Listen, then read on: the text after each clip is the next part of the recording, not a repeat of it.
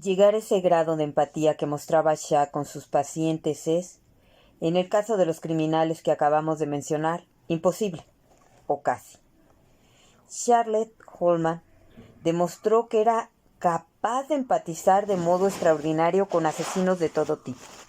Antropóloga de profesión, 1946-2017, dedicó todas sus energías a formar parte de la defensa de los presos que había recibido una sentencia de muerte o corría el riesgo de recibirla, con el propósito de que ésta no llegara a ejecutarse.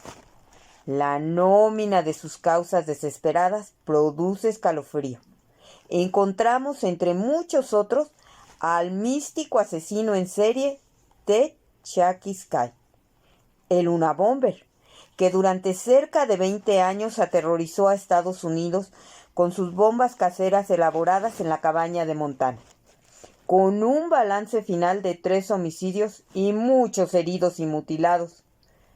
Al terrorista libertario Eric Burdol, que colocó la bomba de los Juegos Olímpicos de Atlanta y fue responsable de otros 3 asesinatos y de 150 heridos. Y a Lohner, que en el 2011 disparó indiscriminadamente a la gente que rodeaba a la congresista Gabriela Grifo, hasta que cuando ya había causado 6 muertos y 14 heridos, fue inmovilizado en el estacionamiento de un supermercado de Tucson, Arizona. Holman creía que los monstruos no existen y que en caso de haberlos, los habría creado la sociedad que ahora los ejecutaba sin reconocer su responsabilidad.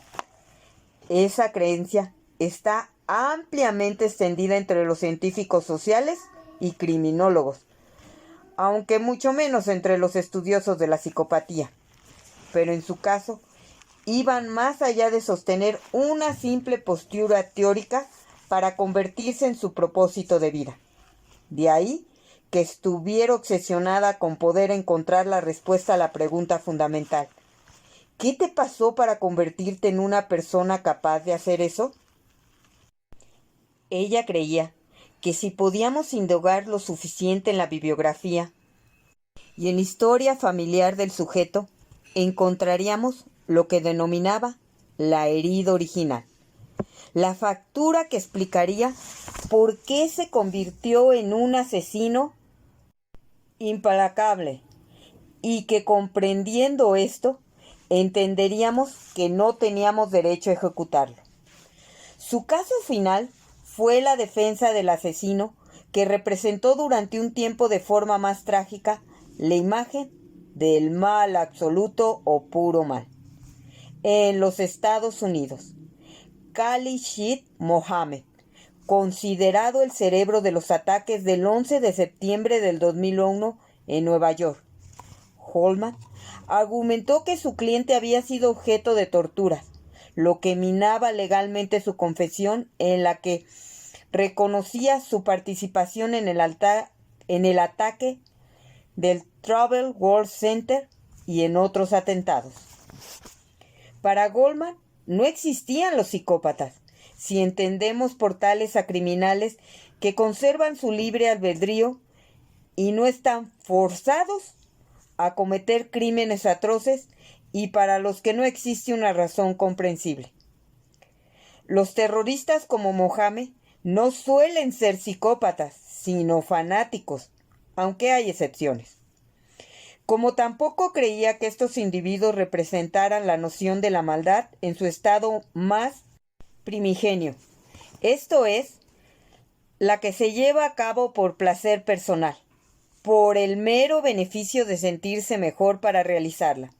Sin embargo, el psicópata representa no solo un desafío para la ciencia, pues se trata de una identidad que todavía desconocemos en muchos sentidos, sino también un ícono, un mito o relato compartido sobre cómo el mal primigenio se materializaba en nuestra vida diaria. Desde ahora expongo mi punto de vista. Hay razones poderosas para señalar la importancia del psicópata como objeto de investigación de la ciencia, pero también como ícono cultural de la maldad en la sociedad global y tecnológica que empezó a fraguarse desde la Segunda Guerra Mundial.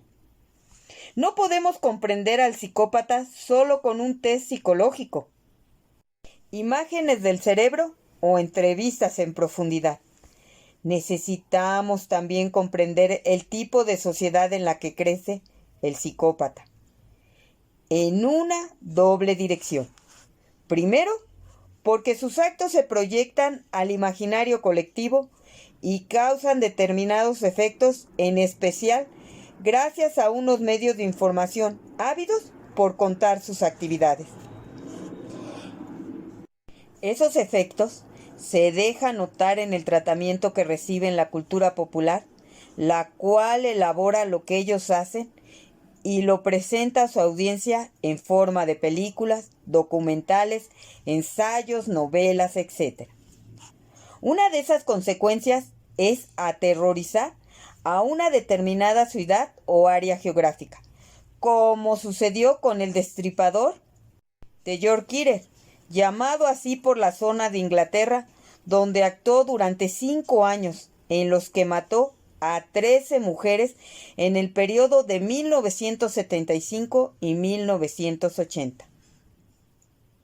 O a David Berkowitz, llamado el hijo de Sam, en el Nueva York de mediados de los años de 1970. 7 víctimas. O Alfredo Galán, el asesino de la baraja, quien mató con una pistola a comienzos de este siglo a 6 personas en Madrid. Como resultado de tales hechos, los psicópatas criminales más temidos y publicitados influirán en la gestión policial e incluso en la política criminal. Por último, los psicópatas, en especial los asesinos seriales y aquellos integrados que disfrutan de forma obscena de su fortuna y estatus de privilegio, gracias a su tratamiento en los medios y en la cultura popular, pueden servir de modelos culturales negativos para una parte de la sociedad que no tiene el suficiente espíritu crítico para comprender el veneno que aporta a la convivencia.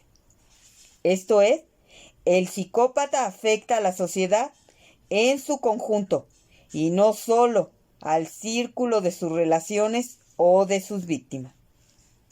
Pero como digo, al mismo tiempo la sociedad afecta al psicópata de diversos modos.